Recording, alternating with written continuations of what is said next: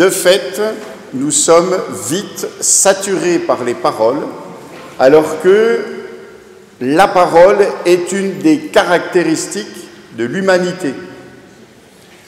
Les animaux communiquent entre eux. Nous avons découvert récemment que les végétaux pouvaient communiquer entre eux, mais la différence entre la communication des végétaux et la communication des animaux avec celle de l'homme, c'est que l'homme a un moyen de communication qui s'articule, qui change d'ailleurs aussi d'un peuple à l'autre.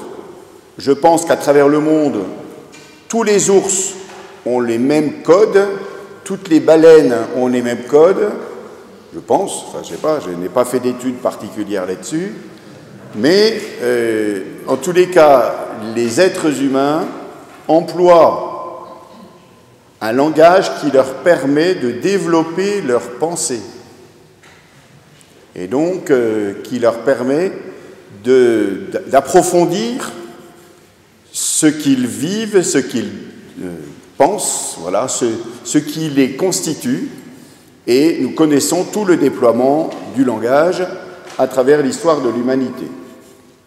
Mais nous savons qu'un des défauts de la parole humaine, c'est que l'homme peut dire le contraire de ce qu'il pense. Et c'est un des constats de la Bible, l'homme, cœur double, lèvres menteuses. Avec donc cette insatisfaction de la parole, et la deuxième caractéristique aussi de l'être humain, c'est qu'il est capable de ne pas faire ce qu'il a dit.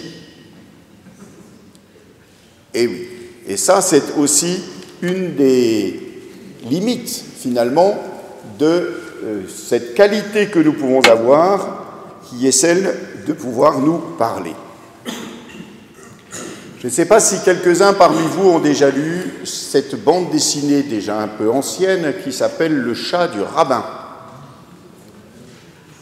Alors vous vous souviendrez du chat du rabbin, l'histoire est la suivante, c'est le chat du rabbin qui a mangé le perroquet et qui du coup obtient, du fait d'avoir mangé le perroquet, la capacité de parler qu'a le perroquet. Et il va demander au rabbin à pouvoir faire sa bar mitzvah. Et c'est toute une réflexion, toute une présentation du judaïsme, et avec même parfois les raisonnements juifs poussés jusqu'au bout. Puisque le rabbin lui dit « tu ne peux pas faire ta bar mitzvah puisque tu n'es pas juif ». Et le chat de lui répondre « mais si, comme tu es juif et que je suis ton bien, donc moi je suis juif ». Et puis, le rabbin lui dit « mais il faut que tu sois formé quand même ». Et donc le chat va rencontrer un super rabbin qui va lui exposer qui est Dieu, et il lui dit « Dieu est parole ».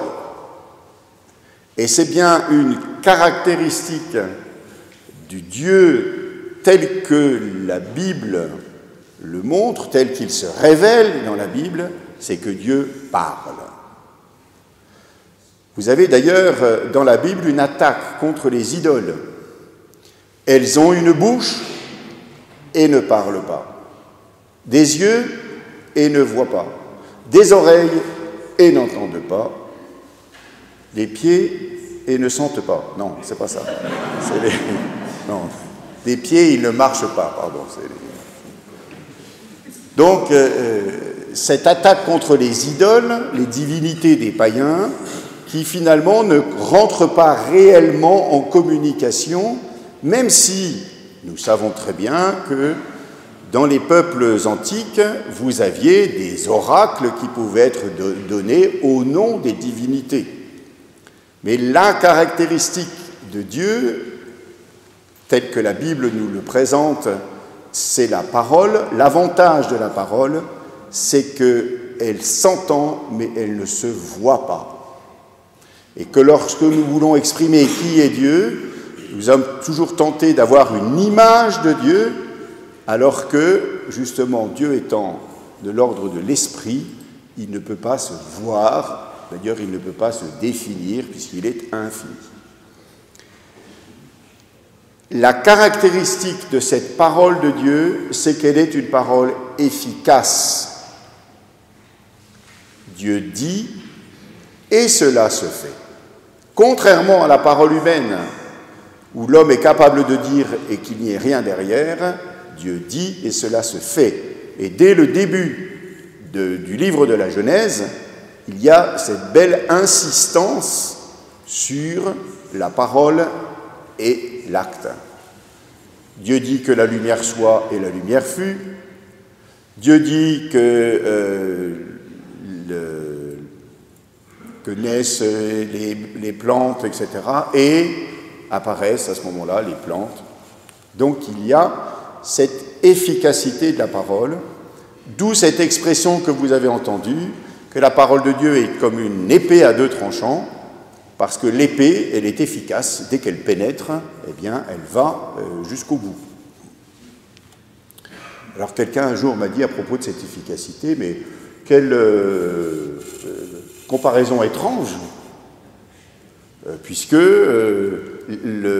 l'épée, ça fait mal. Voilà. Or, cette image veut rappeler la pénétration aussi pour retirer le mal. J'avais pris comme exemple à cette personne, je dis, vous avez des poulets chez vous? Oui. Vous utilisez quand même un couteau de temps en temps. Tout est bon dans le poulet? Mais bien sûr, tout est bon. Sauf le fiel. Je lui dis, ah oui, c'est vrai que le fiel du foie, il faut quand même le retirer. Voilà. Donc, or, si la parole de Dieu vient, c'est pour permettre aussi le discernement, savoir ce qui est bon et ce qui est mauvais, et retirer ce qui est mauvais.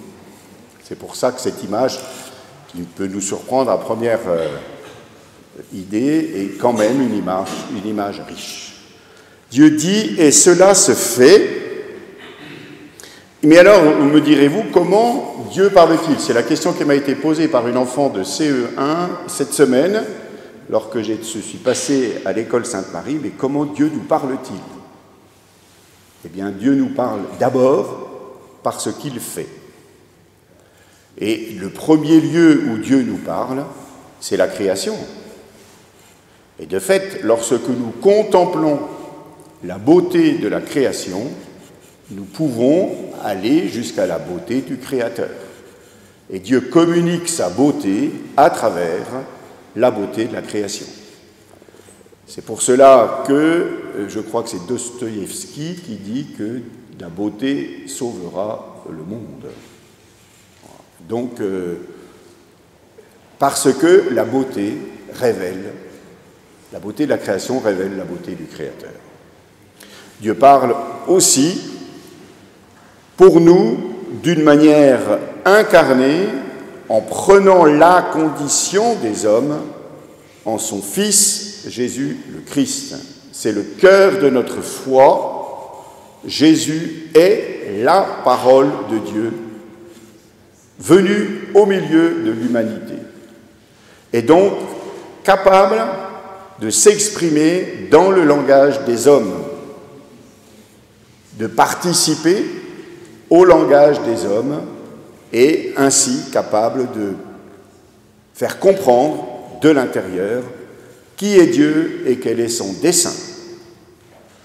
En nous référant à la parole de Dieu, nous entrons alors en relation avec Dieu, car la parole a comme effet premier la relation. Nous connaissons l'expression « parler dans le désert ». Quand nous parlons dans le désert, c'est qu'il n'y a aucune relation. Or, la parole entraîne une réponse. Et dire que Dieu est parole, c'est aussi dire que l'homme peut lui répondre. Et en s'incarnant dans l'humanité, la parole de Dieu appelle une réponse encore plus, c'est-à-dire facile, puisqu'elle rentre dans le concret de la vie humaine. Le Christ est la parole de Dieu qui s'exprime, bien sûr, par son enseignement, mais aussi par ses gestes. Et si vous regardez la manière dont agit Jésus, nous voyons qu'il agit d'une manière efficace et que donc il y a un lien étroit entre ce qu'il dit et ce qu'il fait. Mais surtout, la parole de Dieu s'incarne dans toute la vie du Christ Jésus. Et à travers ce qu'il vit, depuis sa naissance jusqu'à sa mort et sa résurrection, nous voyons l'efficacité de la parole de Dieu en œuvre. Là encore est le cœur de notre foi. Jésus n'est pas simplement un porte-parole, comme il y a eu tant d'autres paroles avant lui, de gens qui, entrant dans l'intimité avec Dieu, par la prière notamment, pouvaient redire au nom de Dieu ce qu'ils avaient compris de cette intimité. Le Christ, lui, vit profondément cette intimité et l'exprime à travers toute sa vie. Il est plus qu'un porte-parole, et voilà pourquoi nous reconnaissons qu'il est la parole, et c'est saint Jean qui nous le dit dès le début de son évangile. Cette parole, vous disais-je, est une parole qui nous est adressée et qui continue à nous être adressée. Le père Dominique Collin, tout à l'heure, nous faisait remarquer que très souvent, nous considérons cette parole comme une parole ancienne. Et parfois, nous avons la tentation, du coup, de penser que, de fait, comme elle a 2000 ans d'expression, elle est périmée. Or, que ce soit l'Ancien comme le Nouveau Testament, l'enseignement qui est donné n'est pas uniquement un enseignement, un récit factuel, mais il y a toujours un message qui peut s'extraire et qui est un message actuel. Même en relisant le récit de la création, dont nous pouvons dire aujourd'hui qu'il est un récit à caractère poétique, nous pouvons comprendre justement que Dieu continue à créer encore aujourd'hui et que le déploiement du monde est toujours l'œuvre de Dieu, avec cette particularité que l'être humain est associé à cette création, d'où la responsabilité qui est la nôtre dans la contribution à une véritable création qui aille dans le dessein de Dieu. Le message que nous pouvons comprendre même dans les prophéties qui ont pu être données à une époque précise pour les cellules paroissiales d'évangélisation, alors qu'en ce moment je commente la première lecture, je fais volontiers remarquer que les récits de l'Ancien Testament notamment se situent dans un contexte historique donné. Mais au-delà du contexte historique donné, c'est la permanence du message véhiculé qui est important. Et parfois, nous voyons qu'il faut passer d'un registre purement matériel à un registre moral ou spirituel, lorsqu'il s'agit par exemple des ennemis qui m'entourent. Peut-être qu'à l'époque, par exemple, quand nous avons entendu tout à l'heure le psaume qui dit que la parole de Dieu contribue à ma libération, peut-être que ça peut être mes ennemis physiques, concrètement. Alors vous me direz, mais moi je n'ai pas d'ennemis. Enfin, on a toujours des gens avec lesquels nous sommes en opposition. Et puis j'ai les ennemis intérieurs, que sont toutes les pensées mauvaises qui viennent me perturber et m'entraîner à aller contre le dessein de Dieu. Et puis, cette parole qui demeure est une parole, elle aussi, efficace, comme nous l'avons entendu dans le livre du prophète Isaïe, comme la pluie et la neige qui descendent du ciel sont venus abreuver la terre et la féconder. De même, la parole de Dieu agit et ne reste pas sans résultat. Cette parole qui nous est donnée nous appelle à, en retour, répondre d'une manière harmonieuse. Et c'est le défi qui nous est plus particulièrement lancé. Si nous voulons éviter que notre propre parole ait les inconvénients ordinaires de la parole humaine, il nous est bon alors d'accorder notre parole à la parole de Dieu. C'est-à-dire de permettre que ce que Dieu révèle soit aussi révélé par nous, et à ce moment-là, notre parole aura la même efficacité que la parole de Dieu. Une efficacité d'ailleurs qui va nous dépasser. Dieu nous donne plus que nous nous ont demandé, écrit saint Paul, et une efficacité qui ne dépendra pas de nous, parce qu'elle sera effectivement une efficacité divine. C'est pour cela que saint Paul insiste en disant « Dites une parole constructive ». Une parole constructive, c'est une parole qui permet de faire croître, et c'est une parole de création, encore. Une parole qui contribue à signifier ce que Dieu dit pour nous, qui est que chacun de nous est précieux à ses yeux, que le monde dans son ensemble est précieux à ses yeux, et que tous nous sommes invités à entrer dans la joie qu'il donne, ce que nous cherchons tous plus ou moins, ce bonheur auquel tous nous aspirons. Dieu seul peut le donner, puisque c'est lui qui est à la source de notre existence, et qu'il y a alors ce mouvement du don et du retour qui fait que nous entrons dans cette joie. Notre parole sera à l'unisson ou en syntonie par rapport à la parole de Dieu si nous prenons le temps de méditer et d'écouter vraiment cette parole. C'est pour cela que toutes nos liturgies sont fondées sur la parole de Dieu. C'est pour cela que nos rencontres devraient être fondées sur la parole de Dieu. C'est pour cela que notre vie doit être fondée sur la parole de Dieu. Et c'est pour cette raison même que nous avons choisi, dans l'élan pastoral de notre décennie missionnaire, après avoir repris souffle dans l'Esprit Saint, de nous remettre à l'écoute de la parole de Dieu. Donc en la méditant personnellement, mais aussi en nous encourageant à la comprendre. Car, je vous disais, en réponse à cette question de cette petite fille sur comment Dieu me parle-t-il, Dieu me parle dans la création, Dieu me parle dans son Fils, mais Dieu me parle aussi par mon frère.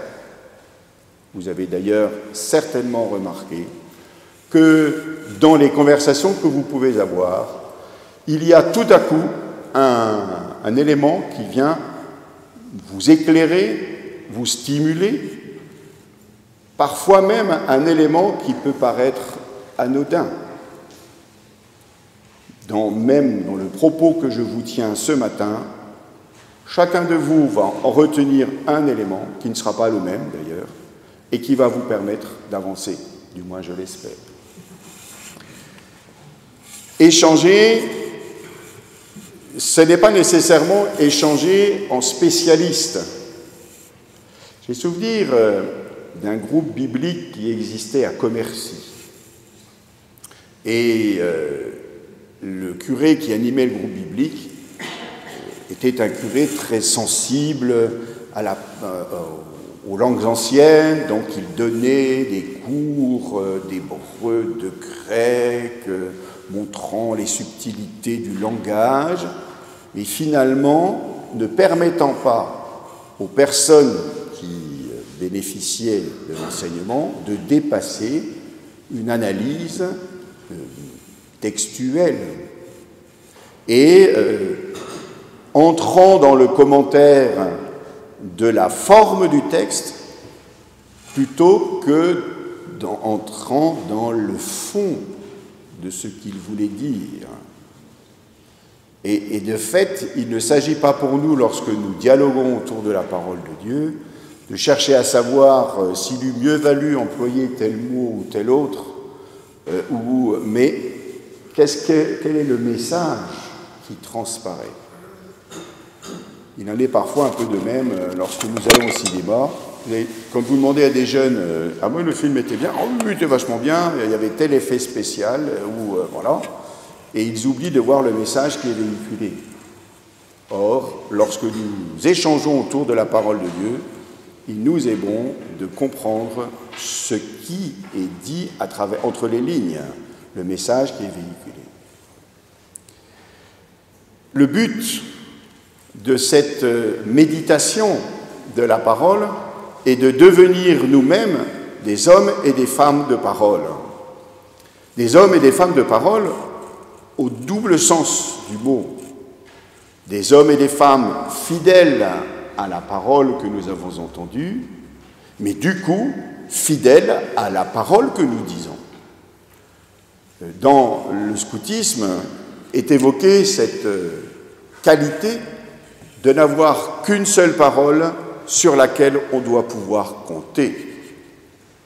Parce que nous serons enracinés dans la parole de Dieu, l'on pourra compter sur notre propre parole. J'ai souvenir d'un diacre du diocèse de Verdun qui était cadre dans une entreprise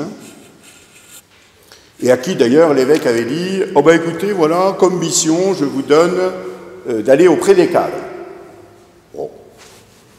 Alors il ne voyait pas trop la teneur de sa mission, il avait pris contact avec le mouvement des cadres chrétiens, avec le mouvement des entrepreneurs et dirigeants chrétiens, et puis au bout d'un an, voilà que deux faits sont venus lui révéler quelle était sa véritable mission de diacre. Il y a d'abord eu un drame dans l'entreprise, un ouvrier ayant brûlé dans sa voiture parce qu'il avait fait le plein de ses jerrycans d'essence et malheureusement les jerrycans se sont enflammés. Donc la veuve est venue le voir en disant « Nous savons que vous êtes diacre, nous voulons que ce soit vous qui assuriez les obsèques. » Et puis, peu de temps après,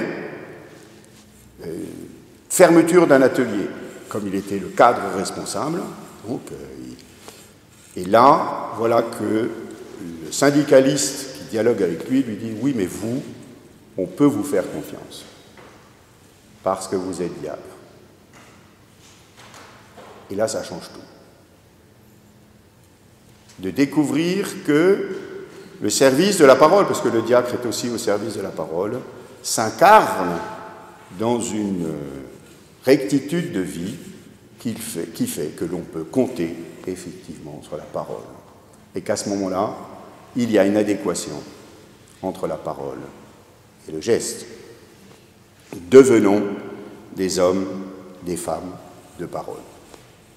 Je crois que c'est ce que l'on attend plus particulièrement des chrétiens aujourd'hui. Même si l'Église est bousculée par la révélation d'un certain nombre de drames, c'est justement un appel qui nous est lancé à la fidélité à notre propre parole.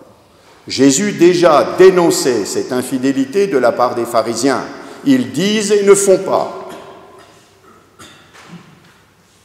Si nous nous enracinons véritablement dans la parole de Dieu, nous dirons et nous ferons. C'est cela. C'est pourquoi il nous est bon, plus particulièrement cette année, de nous rechercher à être véritablement enracinés dans cette parole. Comme l'année dernière, nous continuerons à chercher à être inspirés par l'Esprit Saint et à reprendre souffle, parce que tout est lié, mais de manière à ce que nos communautés chrétiennes soient véritablement des personnes sur lesquelles on puisse compter. Compter, pas simplement pour le bénéfice de l'Église, L'Église n'est pas à son propre service, elle est au service de l'humanité. Comptez à travers les différents engagements que nous pouvons avoir dans la société. Des engagements de service, qui sont des engagements de service désintéressés. Comptez de manière à ce que, à travers notre propre témoignage, l'on puisse reconnaître la parole de Dieu efficace et bienveillante. Je sais que c'est une conversion permanente. Moi-même, le premier, je suis bien obligé de reconnaître que je peux avoir un langage qui blesse. C'est saint Jacques qui nous dit que la langue est l'organe le plus périlleux parce qu'il peut être l'organe le plus dangereux. Quand nous cherchons, et c'est une des prières eucharistiques qui nous le dit, qui nous rappelle la parole qui console et la parole qui fait l'unité. Voilà. Soyons des hommes et des femmes de parole qui contribuent à faire grandir ceux avec lesquels nous vivons. Nous savons bien comment, jadis, des non-chrétiens pouvaient blâmer ces grenouilles de bénitier qui sont ostensiblement à la messe, mais qui sont des vipères dans leur quartier. Ça n'existe plus, évidemment, nous sommes tranquilles, mais il peut y avoir une vigilance encore quand même, voilà, de notre part. En prenant conscience que Dieu agit au-delà de ce que nous disons. C'est d'ailleurs formidable. Alors les prédicateurs en font l'expérience chaque dimanche, ou quasi, parce que dans une prédication, chacun retient une chose que je vous disais tout à l'heure, mais nous aussi, nous pouvons en faire l'expérience. Peut-être vous est-il arrivé que quelqu'un vous dise « Un jour, vous m'avez dit ça, et ça a changé ma vie. » Ou « Un jour, vous avez eu tel geste, et ça a changé ma vie. » Et là, je crois que c'est en nous appuyant sur le Christ, parole de Dieu, qui révèle l'amour de Dieu, que nous serons capables alors d'avoir à notre tour le même résultat, avec l'humilité nécessaire, parce que si nous cherchons à avoir une efficacité contrôlable, nous risquons de nous comporter comme des gourous. Et le gourou, en fait, à un moment, détourne l'efficacité à son bénéfice, quand l'efficacité de la parole de Dieu est au bénéfice de celui qui la reçoit. Nous pouvons parfois être heureux de dire « Ah ben tiens, je vois qu'il se passe il y a tel changement sur la paroisse, ceci, cela, voilà, tant mieux. » Mais si nous commençons à nous attribuer ce